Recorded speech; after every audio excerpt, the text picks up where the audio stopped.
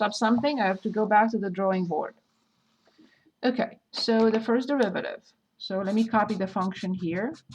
X squared minus 4 over x squared plus 4. So let's differentiate. Which rule applies here to find f prime? Quotient. Yes. So the denominator is easy. I just copy it and square it.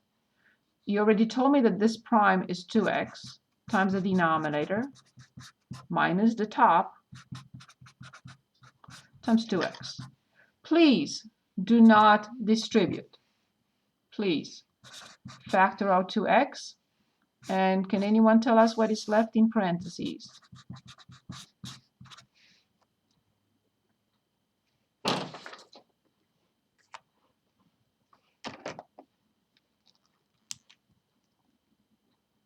So we have x squared plus 4, but minus x squared plus 4. Nice. 4 plus 4 is 8. 8 times 2, 16. 16x over x squared plus 4 squared. Good. So now can this be 0?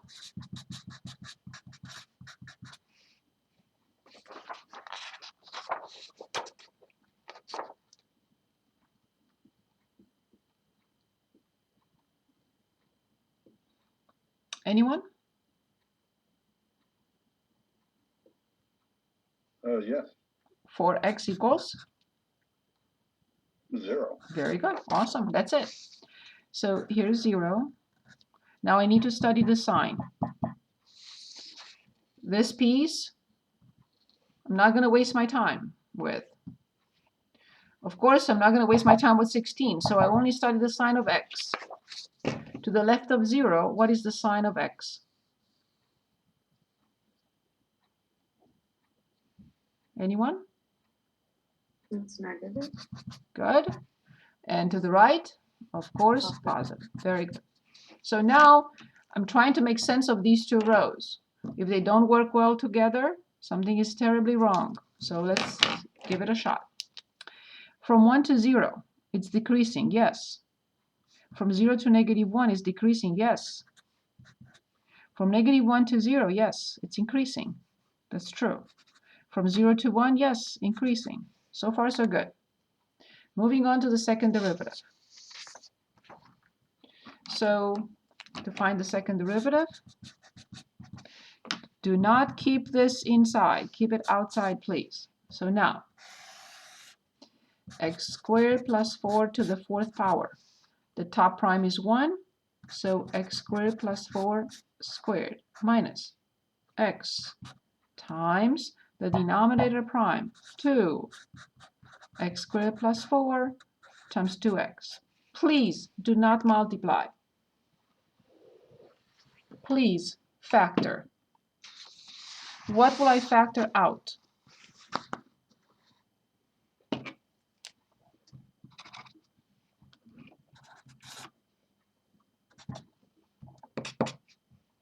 What do I factor out? Anyone?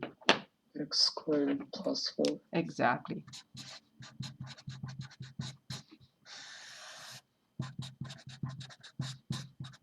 Okay. I have a question. Yes. I don't know if you mentioned it though. Why do you keep the 16 on the outside? Because it's a factor. So if I write the function 16x over a, or I write 16x over a, is the same thing. When I differentiate a constant times a function, I get the constant times f prime. Why would I even worry about it? If it's a factor, I put it outside just to make the calculations easier. Otherwise, I would have had to carry those 16 all over. The 16 will be in here and here and mess up all my numbers. But if I have something like this, I cannot do it. It's only because I can rearrange the function. If it's this, I can rearrange it like that. But if it has anything else that follows, then I can't. I don't want to work with large numbers. Will you get the same answer? Yes. but it's much easier to mess up. Does that answer your question? Yes, thank you. Yes, I highly recommend that step. Okay, where are we? So we're factoring out this. So we still have an x squared plus 4. This is out. So 2x times 2x is 4x squared. So we had an x squared plus 4 left. This was completely out. It's taken out. So 2x times 2x is 4x squared, but with minus in front. Yes. So now I'll continue here. So I have 16. And the numerator has now negative 3x squared plus 4 over x squared plus 4 to the third. I will factor out negative 1. And I get 3x squared minus 4 at the top over x squared plus 4 to the third. Messy. Quite messy. So now the second derivative set equal to 0 will give us two options for the top. So 3x squared minus 4 equals 0 means x squared equals 4/3. Remember two solutions. When you take the square root, please remember plus or minus 2 over the square root of 3.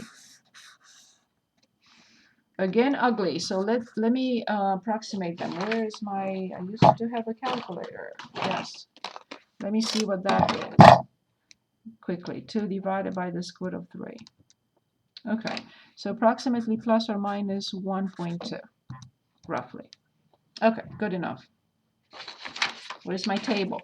Of course, of course, of course. Of course, it had to mess me up here. Okay, so now I have to determine these values and study the sign. Luckily, again, this is useless. It's only positive. So if I plug in 0, I get positive.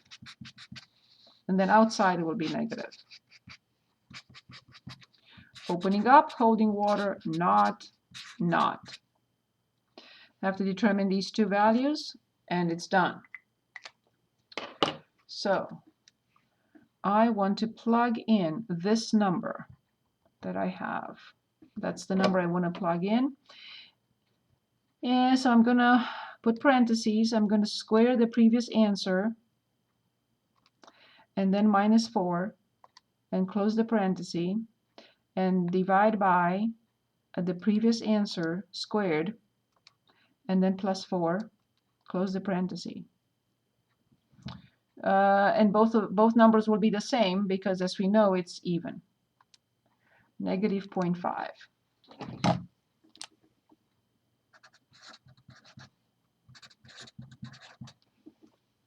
So now let's analyze what we see, because we're ready to graph. There is a sign change here. So this is an inflection point. There is a sign change here, so this is another inflection point. There is a sign change here, which gives us what type of point? 0, negative 1. 0, negative 1 will be what type of point?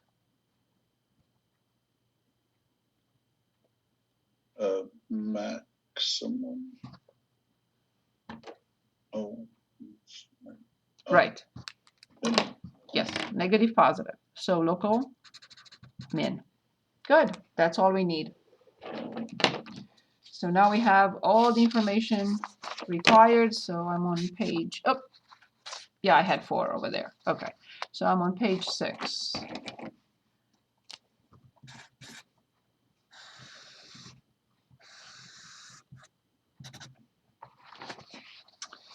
Every time I graph a function with asymptotes, I will always graph the asymptotes first. So it has one asymptote, which is y equals 1.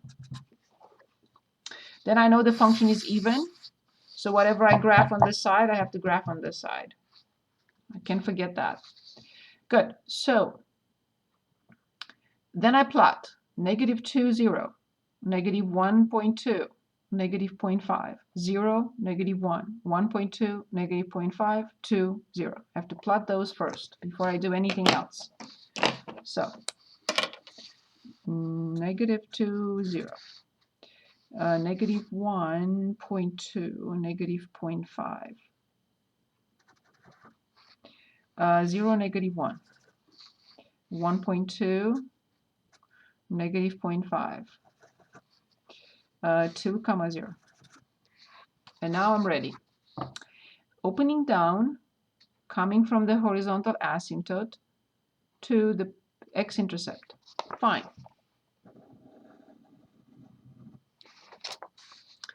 From the x-intercept, continues to decrease to the point of inflection.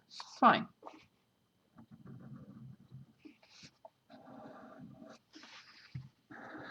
It has to be smooth. You can not stop like that. Okay, good.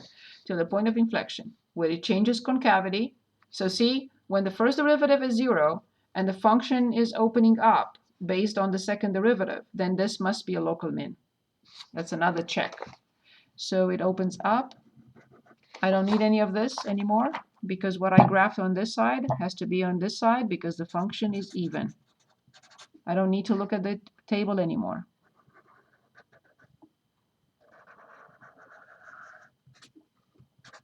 So this is f of x, x squared minus 4 over x squared plus 4. And yes, we can check with the graphing calculator if that's what you want to do. So just please remember, no points will be given by copying a graph from the graphing calculator. All the work has to be presented. That's your understanding of the concept. Okay, right here. Presenting this or other table in which you have everything, I'm fine. That will bring 100% credit. Okay, so let's continue moving along. And we'll have other examples, I promise you, in 4.6, because 4.6, that's all about. Okay, in 4.4, part of this section is completed. I did not forget about 4.2. I will come back. Part of this is finished because we needed it in chapter 3. So all this is completed with L'Hopital's rule. Now what we have are these other indeterminate cases. Not this one. The indeterminate differences are rationalizing and other things. But we have 1, 2, as I promised, 7 indeterminate cases. 1, 2, 3, 4, 5, 6, 7. 3 powers, 1 difference, 1 product, 2 ratios. Okay, so I'm going to go directly to 4.4. But I need to explain a few things, and then we'll choose. So in this section 4.4, the main topic is L'Hopital's rule.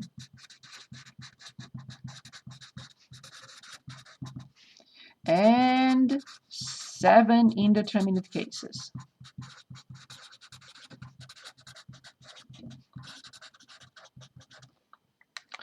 Okay, so let's list them. 1 is a difference. Infinity minus infinity. Indeterminate, we cannot conclude. The second one is 1 product. I know you will be tempted. Oh, I know this is 0. No, no, no. It's an indeterminate case. We don't know what it is. It can be anything. Number 3, 2 ratios. 0 over 0 and infinity over infinity. And this is when we use L'Hopital's rule. And number 4, 3 products. I'm sorry, powers, I meant to say. So 1 to infinity, 0 raised to 0, and infinity raised to 0.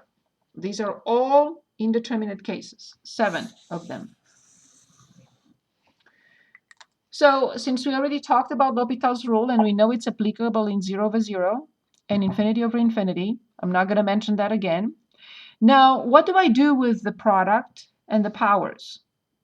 Well, we have techniques to change these into one of these two so we can use L'Hopital's rule. So let's give it a shot. So Here it is. Use L'Hopital's rule where appropriate, blah, blah, blah. We have problems from 8 till 70 to work on, to illustrate with all these. The only one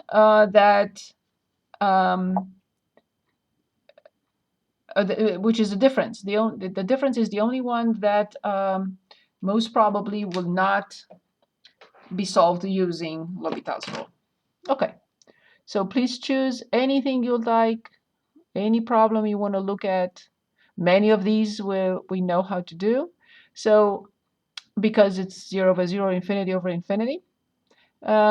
Eventually, I would like to get to something like this, which is a product. Some difference of different functions. Can I see number 44? Yes, let's go with 44 first. Okay, perfect. So that's my page 7. We're looking at 44. Let me copy it and I'll stop sharing. So we have limit the square root of x times e to negative x divided by 2 when x approaches infinity. Perfect. Did I copy it correctly? Always keep an eye on that for me. Okay. Perfect. So first we have to analyze a situation here.